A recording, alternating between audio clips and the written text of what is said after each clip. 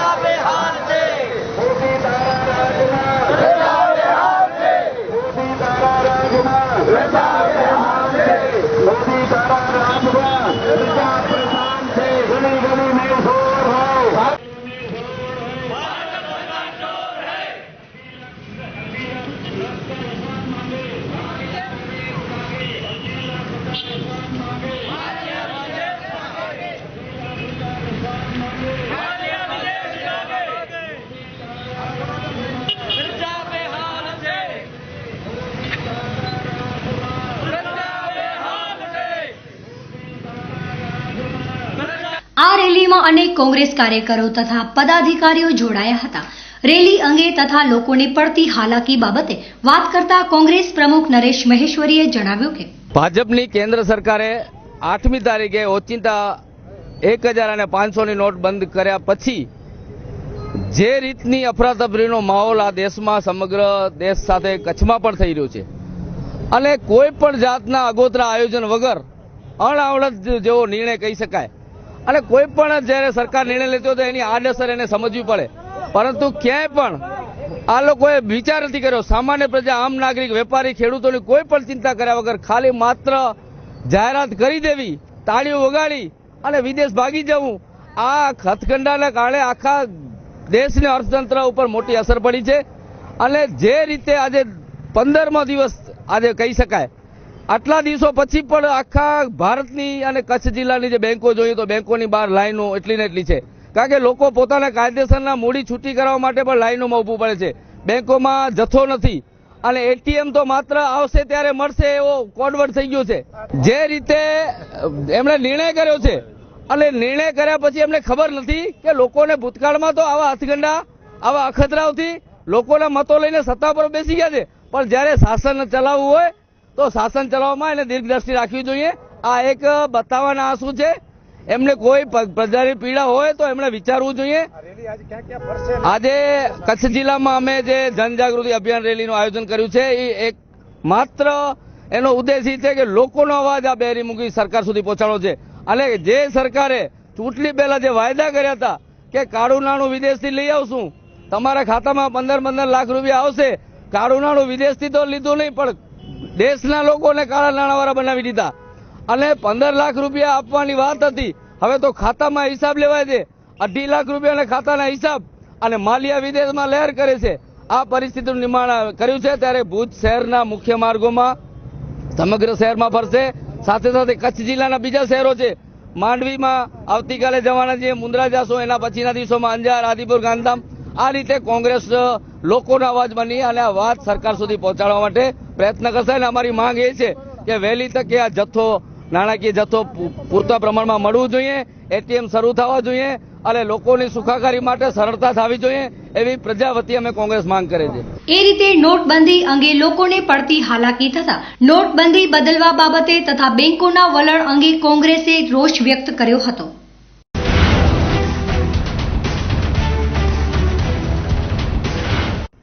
ભુજ શહેરમાં પશુ ઉછેરક માલધારી સંગઠનની વાર્ષિક સામાન્ય સભા યોજવામાં આવી. ભુજ શહેરના માલધારીઓની પડતી મુશ્કેલીની ચર્ચા કરવામાં આવી. ભુજની સહજીવન સંસ્થા દ્વારા ભુજ શહેર પશુ ઉછેરક માલધારી સંગઠનની વાર્ષિક સભાનું આયોજન કરવામાં આવ્યું હતું. આ સાધારણ સભામાં માલધારીને લગતા પ્રશ્નોની ચર્ચા થઈ. સમગ્ર બાબતે નીતા મૂલચંદાણીએ વિગતો આપતા કહ્યું કે મારું નામ નીતા મૂલચંદાણી છે. ભુજમાં સહજીવન કરીને એક સંસ્થા છે જે છેલ્લા 25 વર્ષથી ગ્રામીણ વિસ્તારમાં કામ કરતું હતું, પણ હમણાં 2006થી ભુજ શહેરમાં પણ એમણે કામ કરવાનું શરૂ કર્યું છે. અમે જે 2006થી કામ કરીએ છીએ એમાં હોમ ઇન ધી સિટી કાર્યક્રમ પ્રોજેક્ટ છે, એના અંતર્ગત અમે 5 સંસ્થાઓ કામ કરીએ છીએ, જેમાંથી અમે ભુજ શહેરના માલધારીઓ સાથે અત્યારે કામ કરી રહ્યા છીએ. અને ભુજ શહેરમાં જ્યારે માલધારીઓ સાથે સંપર્કમાં આવ્યા ત્યારે ખ્યાલ આવ્યો કે માલધારીઓ જે છે એ ભુજ શહેરને ચોખ્ખું અને તાજું દૂધ પૂરું પાડી રહ્યા છે. એમને ઘણી બધી મુશ્કેલીઓનો સામનો કરવો પડતો હોય છે. ભુજ શહેરના લોકો માલધારીઓને એક મુશ્કેલીની રીતે જોવે છે. અમને એવો અહેસાસ થયો જ્યારે એમની સાથે મળે કે એ લોકો જ્યારે ભુજ શહેરને આટલું ચોખ્ખું ને તાજું દૂધ પાડી રહ્યા છે, તો ભુજના લોકો અને માલધારીઓ બંને સાથે મળીને અગર સારું એવું કંઈ આયોજન કરે તો ભુજને ચોખ્ખું દૂધ મળી રહે અને માલધારીઓની ઘણી બધી મુશ્કેલીઓનો અંત આવી શકે એમ છે. એટલે એમનું અમે સંગઠન બનાવ્યું છે. આજે જે પ્રથમ સાધારણ સભા હતી એમાં આખા એક વર્ષનું આયોજન કર્યું છે, જેમાં માલધારીઓને જે ચરિયાણ ભૂમિને લઈને પ્રશ્ન છે એને લઈને આયોજન કર્યું છે. એની સાથે સાથે પશુઓને જે સુરક્ષિત રહેઠાણ નથી મળતું તો એના માટેનું આયોજન કર્યું છે. અને જ્યારે અછતનો વર્ષ હોય છે, જેમ તમે બધા જાણો છો કે 3 વર્ષથી વરસાદ ઓછો પડ્યો છે, તો એવા સમયમાં ભુજમાં ઘાસ ડેપો શરૂ થાય અને માલધારીઓને થોડીક રાહત મળે એના માટેનું આગળનું આયોજન કર્યું છે. આ સંગઠનમાં અત્યાર સુધી 107 માલધારીઓએ સભ્ય ફી ભરી છે અને એમાંથી લગભગ 85 જેટલા માલધારીઓ અહીંયા ઉપસ્થિત રહ્યા છે. એ રીતે ભુજ શહેરમાં દૂધ સપ્લાય કરતા માલધારીઓની સમસ્યાની ચર્ચા થઈ. વાર્ષિક સામાન્ય સભાનું આયોજન કરવામાં આવ્યું.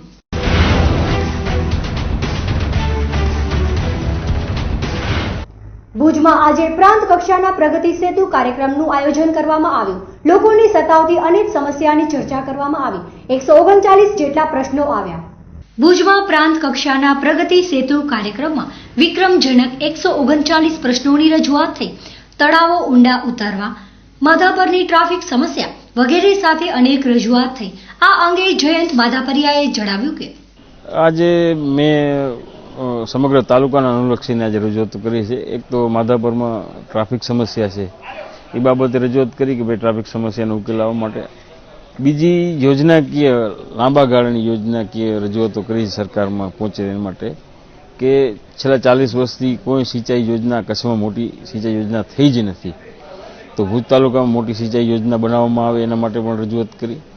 સાથે સાથે જે જૂના ડેમો છે એ મોટા પ્રમાણમાં સિલ્ટિંગ એટલે કામ ભરાણો છે, એટલે 50% કામથી ભરાઈ ગયા છે. તેની સંગ્રહ શક્તિ પણ ઓછી થઈ ગઈ. નર્મદાનું જ્યારે પાણી દેવાની વાત છે ત્યારે આ સમસ્યા મોટી થવાની છે કે રેકર્ડ ઉપર 50 ફૂટ બોલતી અને હાલે સ્થાનિકે 25 ફૂટ હોય. એના માટે પણ રજૂઆત કરવામાં આવી. સાથે સાથે જે ગ્રામ્ય વિસ્તારમાં બન્ની પશ્ચિમ વિસ્તારમાં છે ત્યાં તળાવો ઊંડા થાય જેથી કરીને દુષ્કાળના સમયમાં પાણી સમસ્યા હળવી થાય તેવો પ્રશ્ન. બીજું હાલના સંજોગોમાં જે અત્યારે સરકારી યોજના મુજબ કે ગ્રામીણ વિસ્તારમાં બેંકોની સમસ્યા નથી અત્યારે, એના માટે જો ગ્રામીણ દેના બેંક ગામડા વિસ્તારમાં જો એની શાખાઓ ખોલે તો પૈસાનો અને માલધારીઓનો અને બધાના પ્રશ્નો હલ થાય. અમારે ત્યાં માધાપરમાં વચ્ચે ગામની વચ્ચેથી નદી જાય છે.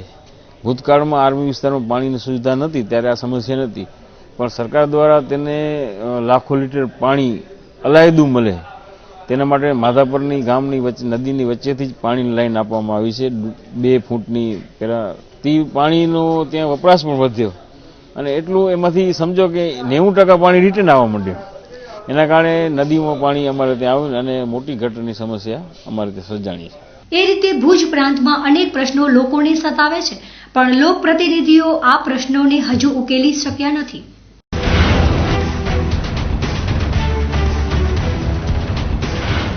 ભુજ તાલુકાના તલાટીઓ તથા તાલુકા પંચાયતના અધિકારીઓની સ્વચ્છ ભારત મિશનના ટાર્ગેટને પહોંચી વળવા માટે ડીડીઓના અધ્યક્ષસ્થાને મીટિંગ મળી. ભુજ તાલુકાના સ્વચ્છ ભારત મિશન હેઠળ કામગીરી કરવા તથા સમયસર ટાર્ગેટને પહોંચી વળવા માટે જિલ્લા વિકાસ અધિકારીની અધ્યક્ષતામાં તલાટી મંત્રીઓ તથા તાલુકા પંચાયતના અધિકારીઓ સાથે મીટિંગનું આયોજન કરવામાં આવ્યું હતું. ભુજ તાલુકામાં 9,736 શૌચાલયો બનાવવાના બાકી છે. સમગ્ર બાબતે ડીડીઓ CJ પટેલે જણાવ્યું કે આજે જિલ્લા પંચાયત કચેરીમાં આપણા જે ભુજ તાલુકાના તલાટી મંત્રીશ્રીઓની એક બેઠક રાખવામાં આવી હતી. એમાં 3-4 મુદ્દા અગત્યના ચર્ચા કરવામાં આવી. ખાસ કરીને સ્વચ્છ ભારત મિશન અંતર્ગત જે શૌચાલય બનાવવાના બાકી છે એના માટેને તમામને તાકીદ કરવામાં આવી કે મોડામાં મોડું આપણે અલગ અલગ પંચાયતોમાં જેટલા બાકી છે એ પ્રમાણે ટાર્ગેટ ફરીથી આપવામાં આવ્યા. કોઈને 30 નવેમ્બર સુધીમાં આખું પંચાયત પૂરી કરવાની, કોઈને 10 ડિસેમ્બર, કોઈને 15 ડિસેમ્બર અને આખો તાલુકો 25 ડિસેમ્બર સુધીમાં પૂર્ણ થાય એના માટે દરેક પંચાયત વાઇઝ રિવ્યૂ કરવામાં આવ્યો અને એમને ટાર્ગેટ આપીને પૂર્ણ કરવા તાકીદ કરવામાં આવી. બીજું, વડાપ્રધાન આવાસ યોજનાનું જે હમણાં જ માનનીય વડાપ્રધાનશ્રીએ લોન્ચિંગ કર્યું છે એ યોજના પણ અમલમાં આવી છે. એમના માટે પણ એમને જરૂરી સૂચનાઓ જે કંઈ શું કાર્યવાહી કરવાની થાય છે એની પણ સમજ આપવામાં આવી અને એ પ્રમાણે સાચા લાભાર્થીઓ કોઈ રહી ન જાય એના માટે પણ તમામ તલાટીશ્રીઓને સૂચના આપવામાં આવી. એ રીતે ભુજ તાલુકામાં શૌચાલય બનાવવાના કામના ટાર્ગેટ અંગે ચર્ચા કરવામાં આવી તથા વડાપ્રધાન આવાસ યોજના અંગે પણ ચર્ચા કરાઈ.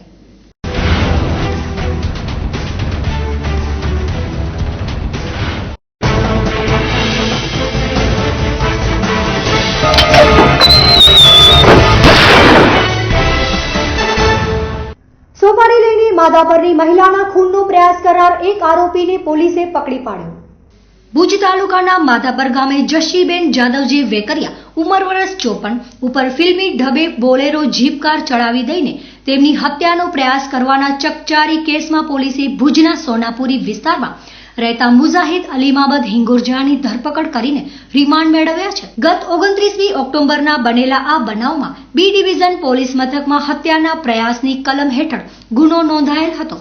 વડીલોર પાર્જિત જમીન બાબતે અદાલતમાં કેસ ચાલે છે. અરજાણે જસીબેનને મારી નાખવા માટે સોપારી આપી છે તેવી વાત તપાસમાં બહાર આવી છે. આ પ્રકરણની તપાસ બી ડિવિઝનના PSI VK ખાંટ તથા તેમની ટીમ ચલાવી રહી છે.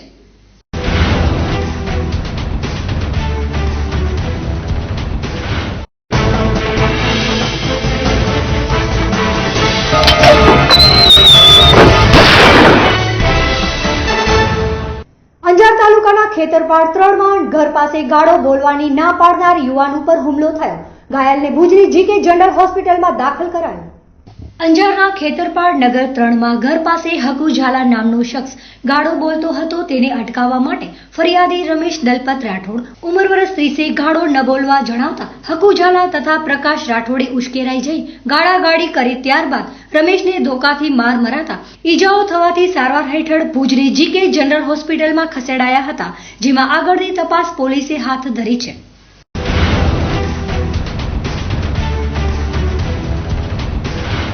તો દર્શક મિત્રો, આ હતા આજના સમાચાર. આવતીકાલે ફરી મળીશું આ સમય આ ચેનલ પર. ત્યાં સુધી મને રજા આપશો. નમસ્કાર.